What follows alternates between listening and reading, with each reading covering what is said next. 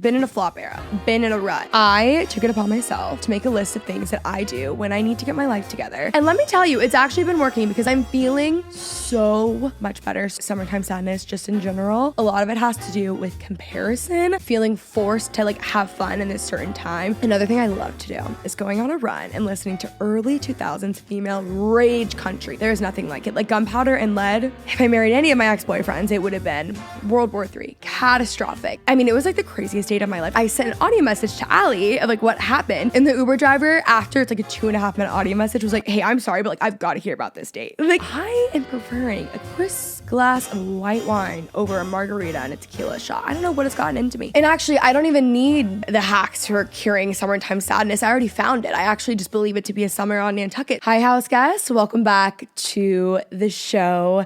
I am feeling so chatty today, and thank God, because it is just yet another solo podcast episode. I don't know why I said that, like I film them all the time. I really don't film them that much or record them that much. Sorry guys, really, there's so much lingo going on because we are on my YouTube channel as well, youtube.com/Kenzie Elizabeth. If you guys are not watching the podcast, I say this in every single episode, you are missing out on half the fun because right now I am recording in my cute little rental home in Nashville, Tennessee. And let me tell you, this home is very cute. I actually just recorded a Nashville house tour. If you guys are interested, that is also on my YouTube channel. But if you guys are tuning in via audio, like most of you guys do, I get it, I do. It just does feel a bit offensive to me because I do put a lot of effort into the video. So just putting that out there in case anyone wants to really, maybe take a second listen, put it on their TV, maybe, pour a cup of coffee, needlepoint in the background. Like, I know you people. You know me, I know you. That's how I feel. Today, we're going to be talking about quite a few things. Technically speaking, we are well on our way into the second half of the year. I understand that. But we are going to be turning some things around, okay? We're scheming, we're plotting for the second half of 2025. The fact that it's 2025 and I almost said 2023 in my brain, like actually illness. And also summertime sadness. Literally the worst thing ever. It's actually awful. I also need to stop talking in extremes because when I hear people talk about like how awful their lives are and like no one died, I literally am like, I'm going to beat you up. Like that's actually how I feel. And I don't feel good that I feel that way, but like I do feel that way, and then sometimes I'm like, you know what? That is me. I talk in nothing but extremes. There's a lot going on. I hosted the most fabulous dinner in Nashville, Tennessee last night. We went to the Audrey, which is like a really cute little restaurant in East Nashville. I love East Nashville. I made so many new cute friends, and we had the best time. And when you just have an amazing dinner, like a 5-hour-long dinner where everyone gets along. This is what I'm talking about, guys, with the Art of Gathering book. We read it for book club a couple months ago. It is on the podcast, The Art of Gathering, or like the hosting episode, whatever it is. You don't have to read the book. You can listen to the podcast episode. It's giving you like all the best tips for hosting that I learned from an actual seasoned professional, a pro that is not myself. I've been implementing those into my recent dinner parties. I actually hosted another dinner party 2 nights ago. And let me just tell you, it has been absolutely incredible. First off, last night we did a dinner party around a theme. So I gathered a bunch of girls in Nashville that all love to entertain or host in like different capacities or have some sort of like skill or interest that had to do with entertaining or hosting. And that just made it so much more special because we were all just like sitting around the table. And they didn't need to be like hosting a dinner party like me every single week. You guys know that I'm 0 to 100. If I like something, I cannot just like it kind of a little bit. I have to make it my entire personality, borderline get it tattooed on my forehead, like make it an entire new career endeavor, build a brand around it. Like you guys get this by now. So I have people who are maybe like had a little healthier relationship with like, I don't know, everything. Anyway, it was just so fun. And we like, I don't know, I'm just in the best mood. I was really, really down in the dumps a couple weeks ago. I have such severe seasonal depression in the summer. So when everyone is like in New York or in cold states talking about their seasonal depression in the wintertime, I really feel for them. I just feel that in the summer. It is so unfortunate, the fact that I live... Oh, myga's calling me and her episode just went live. I will get back to you in a second. Let's just give her a little text. I am recording. Guys, myga's episode, like she's literally never been more excited for anything in her life. Like that episode going up was everything. We also need to talk about the clip where this is my grandmother, myga, okay? we need to talk about the clip where we're playing the friend of mine family cards. I ask her, is there anything that you have left to check off on your bucket list? She goes, I'm scared to tell you this. So I don't know why she'd be scared to tell me this, because like my family, it's no surprise. They love, I almost said pot like her. They like my 80. They love weed. Oh my gosh. Guys, this is out of control. Like, I've got to disconnect from Bluetooth. Anyway, we do need to talk about that. Like, she looks at me and goes, I'm afraid to tell you this. And I'm like, what? And she goes, smoke pot. But I knew that she was smoking pot like months ago. So I was like, no, like a bucket list item is something you haven't done. She's like, yeah, I know, I did it this year. And I was like, yeah, I know. And then I realized that like she didn't know that I knew. So I was like, myga, like, did you think I didn't know that? And she goes, well, I didn't think you did. And then she pauses. She deadpans the camera and goes, I'm going to kill Maddie, which is my little sister who she goes to with all of her like marijuana endeavors. Anyway, all that to say, the family is crazy. Back to and fast forward to summertime sadness. It's just so severe, genuinely. I feel like I'm like rewinding and fast forwarding myself. It is so bad. I've had it my entire life. Like I really look back because I'm like, is there something traumatic that happened to me that made me dislike summer at a young age? And the only thing I can come up with is my parents got divorced in the summer in like the 4th grade. And that was speak of family stuff, that could have been a Lifetime movie, right? So part of me is like, maybe that's it. But I also just think I actually just like really, really, really hate the heat. And unfortunately, I do live between Texas and Tennessee. And I love both states. I love Texas. And like, I love it, truly. But there's just something about it. And I feel like I talk about this every year on the internet. But every year on the internet, ideally there's new people. And I'm here to talk about summertime sadness for a little bit. And also, if you don't experience summertime sadness and you feel the exact same way, it really is just like kind of getting out of a rut. But it affects me so much. And then I also have PMDD. I feel like I'm one of those people online who's like assigning every single issue to themselves and is like, and then I have this, and then I have this, and then I have this. So my summertime sadness hit the same horrible week as my PMDD, which is, I actually don't even know. Is that premenstrual dysphoric disorder? I actually don't know. Basically, it goes around your cycle. I always talk about this because so many more girls have this and they realize. For so long, I thought that it was just kind of like normal PMS like symptoms. But then I got to the point where it's just, I won't get into the details, but it's very, very, very dark. Like you wake up one day and I know like, oh my gosh, my necklace has been turned around. So sorry guys, I don't think you can see it. I don't use the words depression and anxiety lightly. My whole family struggles with mental health. It's a huge thing with us. I have been diagnosed with both depression and anxiety and on medication and on treatment. Like I'm not just saying like, oh my God, I was depressed and like anxious. Like no. Like I actually know what it feels like. So with PMDD, when you wake up one day out of nowhere, and it is like there is a dark cloud hanging over your head. There's nothing you can do to fix it. Like it feels like there's nothing you can do to fix it.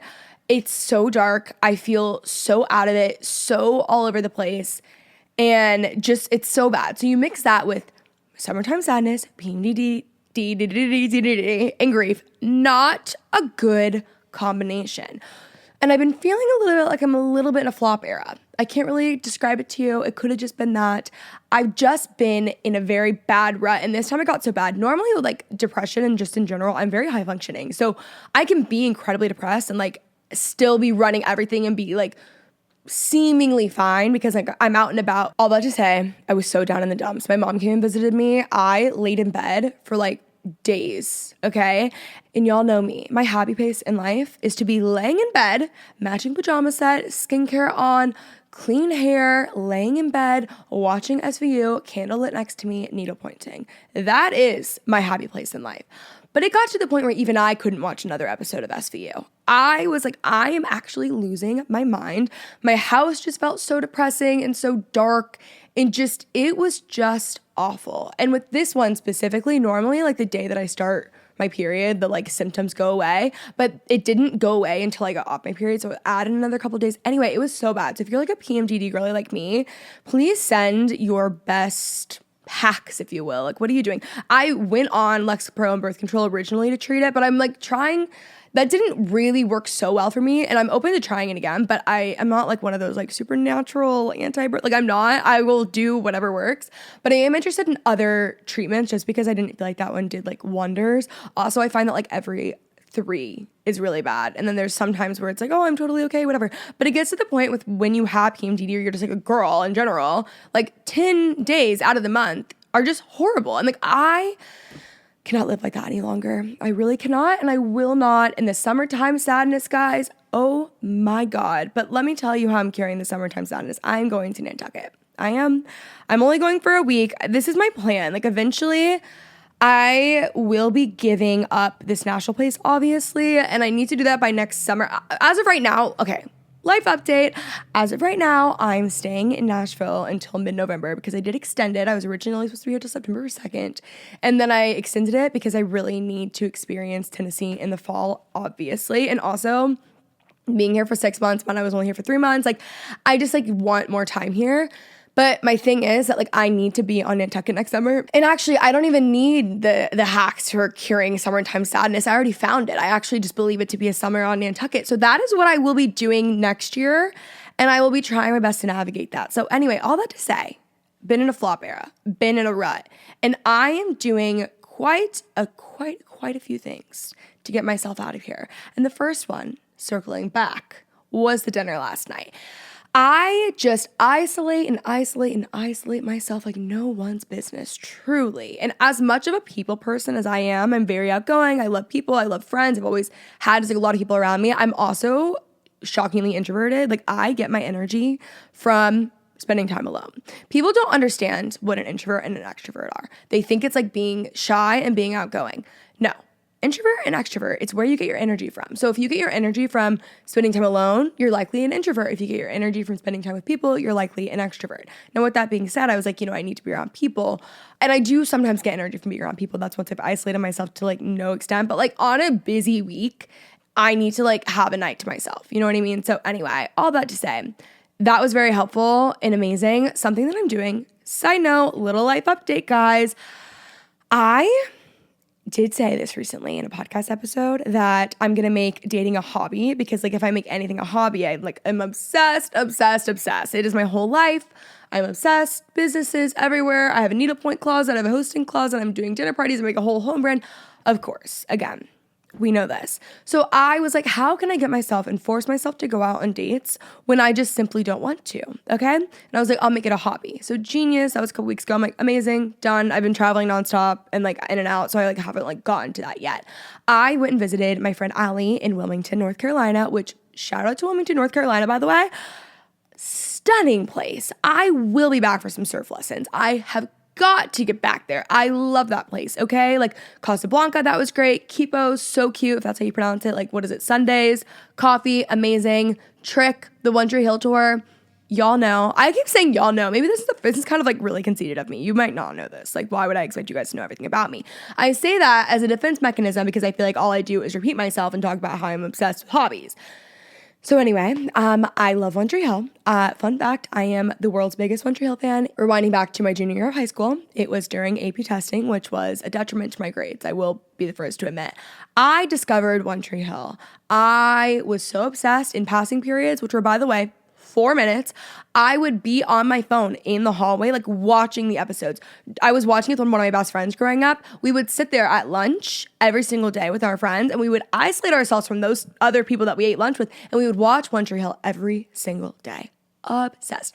I did so much research. I knew already before everyone else did that Joy Lance was in a cult. I did know that because I was so locked into this show. And that is why I did the One Tree Hill book club for Joy Lance's book, which is an incredible memoir from an incredible woman. I literally love her. And then we did she literally came to a book club. Like she called into our book club and we talked to her for an hour and it was like the most incredible time ever. Anyway, I love that woman. I think she's the best. She's like dream podcast guest and I love her.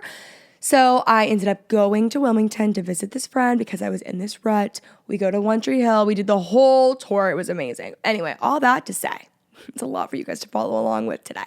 This is what it feels like when we're on like the phone if I have energy. If not, I've got nothing to say. So anyway, she is a genius and really knows what to do and said, honestly, let's just make it a goal. Because she knows that I'm an Enneagram 3 Leo who is, an overachiever and loves a goal. I'm a very goal-oriented person. She's like, just do 10 dates in 30 days, which is crazy. And I will be counting, like if we just meet up at a bar, because I'm sorry I don't have all the time in the world. I will be habit stacking these dates. I will be time blocking the dates, of course. But I will be going on 10 dates in 30 days. Now, I'm pre-recording this episode. So I will be posting more in live time. what is it? Real time, not live time, real time. Like, that's not right. On TikTok, and I will be documenting the whole experience on YouTube, obviously. But I'm really excited because it's actually like, I'm so excited right now. As we're talking, I'll be so honest with you guys. I've saved everyone's number as like Jack, Hinge, and I have to do like what city they live in because like sometimes I'm in Dallas, sometimes I'm in Nashville. It's a little hard when a man puts downtown as their location because I'm like, what do you mean, like, what downtown? I'm not, like, trying to explain the whole thing. It is so unfortunate because, like, they keep asking for my Instagram. And normally, like, when I meet a man, if I, like, don't see it going anywhere, I mean, I don't know what I see going with any of these people. I like to just say I'm an accountant so they don't, like, ask me any more questions. You know? Like, I'm not trying to explain that. And then also, it's so annoying because I'm an open book on the internet and I am actually the exact same. Like, if you meet me, I talk the same, I am the same. But of course, there's like other sides to me, obviously. And I just don't like that they can get on the internet and see everything about me. And I can get on the internet and see like a prom photo from like 17 years ago. You know what I mean? Like, it's just not fair and I don't like that. Right now, I have 4 Hinge boys texting me with Hinge in their location. And honestly, I think I'm gonna have the time of my life. Like, I don't know what happened to me. Literally, it was Allie in Wilmington who gave me this goal. And I was like, wait, so fun, obsessed. And I can't just be like a normal person and just go on a date a week because that's just like not exciting. And like transparently, that's not a good YouTube title. You know what I mean? I really got to push myself. I'm so all or nothing. They were like, why don't you just go on like 1 date a week? And I'm like, why don't I just go on 10 and 30 days, guys? Like, it could be possibly a horrible idea for sure because like I could burn myself out, but like this is just a fun thing. I'm just living for this and I feel like it's a good thing to get me out of this like rut and this summertime sadness. It's something else to focus on, something to have fun. And I'm gonna have all these stories. And like, here's the thing about Nashville. Everyone is wifed up here. I will tell you guys, like, I was at a dinner last night, 9 girls, 7 of which were all wifed up. When you're in Dallas, like, unless you went to school at like TCU or Oklahoma, none of my friends are even dating anyone, really, for the most part. Obviously, I have one friend that has a boyfriend. That is it. Like, it's so different. Like, even in my hometown, I feel like people, which is like not in the city, I feel like people don't really get married until like closer to 30 or I don't know. Like, of course, we're not in like super small towns, so I'm sure it's like so different then, but they just don't. It's just like a different world. When I got here, I was like, oh my God, literally every one of my friends is either married, engaged, or has been like living with their boyfriend for 3 years or something. Like, they're like wiped up in every sense of the word. And I'm like, wow, that's so crazy.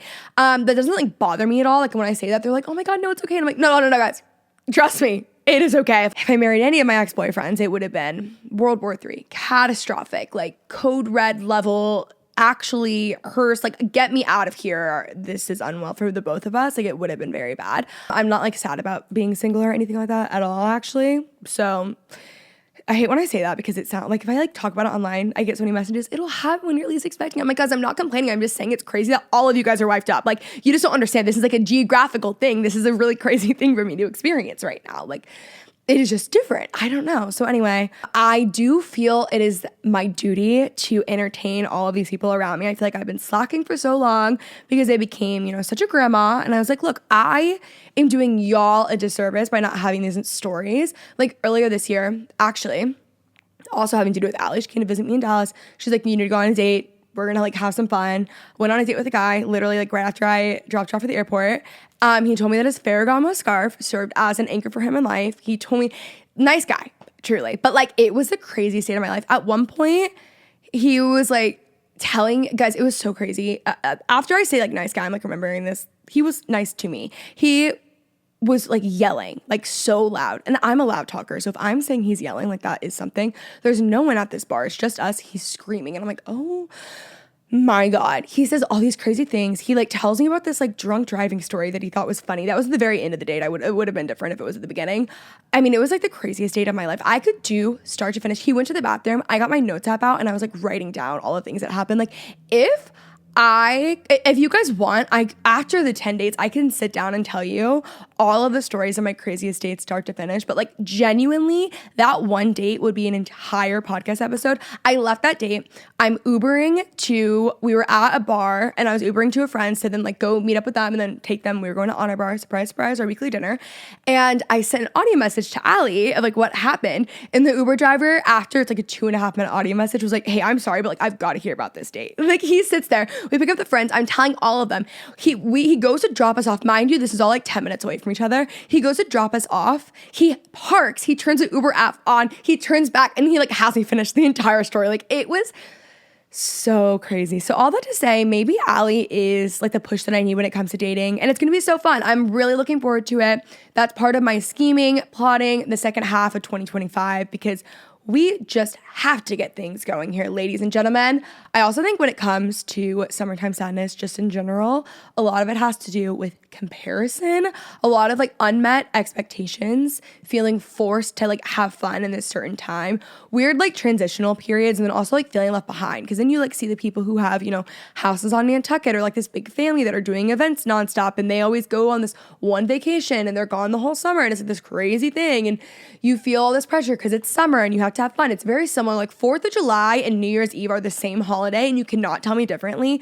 They're two holidays that really never live up or meet the expectation that you have of it in your head, and you're always just kind of like scrambling around, like unless you come from a family that has had traditions for the past 100 years of like going to somewhere or like best family friends, and you have all this and you have a trip planned. It just becomes a day that you end up like feeling bad about yourself because you're like, okay, I should be doing this and I should be doing this. And this is coming from me, the queen of hosting. Like I'm the one who makes everything fun. But when it comes to like 4th of July and New Year's Eve, they're literally the same holiday. Okay. And I feel like that with summer in general, like of course there's so much fun, but a lot of it is like seeing people having the time of their lives. And then you're comparing yourself and it's like, I should be doing this. I should be doing that. And like the heat and all of the things. And it is just like, it's not the best. Like it's not the most prime situation. I took it upon myself to make a list of things that I do when I need to get my life together. And by I need to get my life together, I need to get out of a horrible, awful mood that is dreadful. Get out of a rut. Get out of my summertime sadness. Number 1, I watched the Reputation tour, even over Eras tour, because I've done this for so many years and I'll have it on in the background. I will go and like clean my house, deep clean everything, organize everything, put in like shower, do an everything shower, put the Reputation tour on my TV. I own it at this point. So it's so much easier because sometimes I like take it off. I don't know what was going on there, but it is so amazing. Then I also will have the Eras tour on. There's nothing that will inspire you like our girl Taylor. Like really, truly, it does something for me. I also have certain movies that I'll watch that just put me in a great mood, like Confessions of a Teenage Drama Queen, love. Cheaper by the Dozen, love. It's a lot of movies that I like grew up on that I have a good positive connotation. The Intern, Nancy Meyers, love. The Holiday, any Nancy Meyers movie, of course. But having something on in the background or music, like if you're in your house and it's dirty and dark, not dirty, it's never dirty, but if you're in your house and it's like not clean, like it's messy and dark, it just feels depressing. When it's quiet, like you need to set the vibe, okay? You need to clean it up. You need to light some candles. You need to get out of bed right this second. You need to put on the right playlist, the right movie, the right show. Maybe you're a Bravo girly, put on some Bravo. Like you need to like set the right atmosphere. And for me, I always can tell I'm like kind of steering off into like a really bad headspace the second I stop cooking. Like there's certain things in my life where I'm like, like I cooked this past week for the first time in this house and I've been here all month. Like I just haven't been cooking. I've been like throwing things on like a rice cake and ordering food in. And literally the second I started cooking, I was like, oh my God, I feel amazing. Shocker. So knowing like certain things like that, at least for me, that make me feel better. Another thing I love to do is going on a run and listening to early 2000s female rage country. There's nothing like it.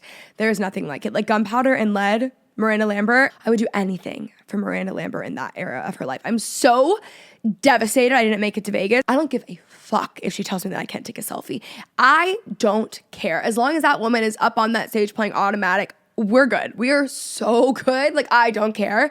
And I love her. And it just like does something to my soul. I also force myself to call my friends. That's been a big one. I feel like Macy and I are on the phone every 20 seconds and I'm texting Dom every 10 seconds. And Dom's not a texter, but it's just kind of more of a journal entry sometimes. Like I know that about her, but I'm just like sending things and like she's gonna call me and like we'll talk about it. And that's really good. Making a plan with a friend. That's something that I really should have implemented when I was so down bad in Nashville specifically. Like when I come back in August, I'm gonna have a note of like 10 people that I need to get dinner with and like schedule dinners because I'm not here all the time. I need to get myself out there. And it's such an easy thing, and these sound like such dumb, basic stuff. But when you are down in the dumps, like you really lose all capability of just like living and being normal. You know what I mean? It's like you forget how to like feed yourself. Like I can't describe it, okay? Cleaning your house, cooking a meal, doing a hobby. You guys know how I feel about a good hobby. Hobbies make the world go round, the cure for all. Literally, they're the cure for everything. I could do an updated podcast episode all about hobbies and like building a life. That's really at the end of the day, like I feel like my purpose in life is to like help other women like gain confidence and build a life that they love through hobbies. I feel like that's how you build confidence, because you build confidence by making promises to yourself and keeping them. Thank you, Mr. Ed Milet. But that is such a huge thing. And when you're doing things like a hobby that are refilling your cup, you just feel better. Surprise, surprise. Oh God, something I'm loving right now, which maybe isn't a good recommendation, but white wine, crisp white wine on a patio, guys. I don't know what's gotten into me, but I feel as though I've really become a very sophisticated young woman. And that is because I am preferring a crisp glass of white wine over a margarita and a tequila shot. I don't know what has gotten into me. Loving it. I've actually been making some spritzes lately. I've got one in the fridge right now. I'm waiting for Macy to arrive for a little holiday weekend trip. And it's just sitting in there and I'm loving that. Just little small things like that. Like I didn't meal prep, but like I have food that I cooked that is prepped. I'm going to say I meal prepped. It's literally just a meal. But like meal prepping sounds like I have my life more together. In my fridge that's ready for me to eat. Like whenever you lose yourself to this rut or actual depression or seasonal sadness or whatever it might be, you just stop doing anything that is like taking care of yourself. And those are like small things that I'm doing in order to take care of myself. Another thing, which is what I kind of said first, like hosting dinners. It's something that I love and it's something that is so important to me. Like I really love setting a table, getting together like the right group of people for whatever purpose it might be, bringing people together, like creating community, creating connection. Like I love playing our dinner cards, our nightcap cards. Like I love my hosting. Like I love everything that friend of mine, my home brand, we're creating. And it's really at the end of the day, all about like creating community and connection and making people feel less alone. And it's just so important to like remember to do that for yourself too. Like when I'm the person that is the one who's hosting and I'm always like so focused on like what the other people are doing. And I feel like sometimes I will just lose it. And when I get so down bad, the last thing I'm trying to do is take care of myself. Another thing this past month is like I've barely worked out, and that's kind of because I haven't found a place in Nashville, like a workout place close enough to me that I love. I love Format Fitness, by the way. Like I love Format Pilates. The hot Pilates class in Franklin, literally amazing. But I do need to make sure that I'm like being consistent. And I need to get back into running because I hate to say it, but like I was a happier person when I was running consistently. Like that really did something to me. And maybe it was the fact that I was starting every day off with a early 2000s female rage country playlist. Like maybe that was like getting all of my like angst out in the morning. But something about like a run by the water in the morning, it like does something for your soul. It is so incredible. So that is what I will be doing to try to crawl my way out of this seasonal sadness. And let me tell you, it's actually been working because I have been doing the things and I'm feeling so much better. So much of it is hormonal and I will be getting this in check and I will be taking my PMDD girls along the journey because it has actually been a motherfucking nightmare. Actually, literally the worst. I just got invited to a Crocs influencer event, guys. Literally obsessed. Everyone is sleeping on Crocs. I heard Shannon talk about this in the actual last episode.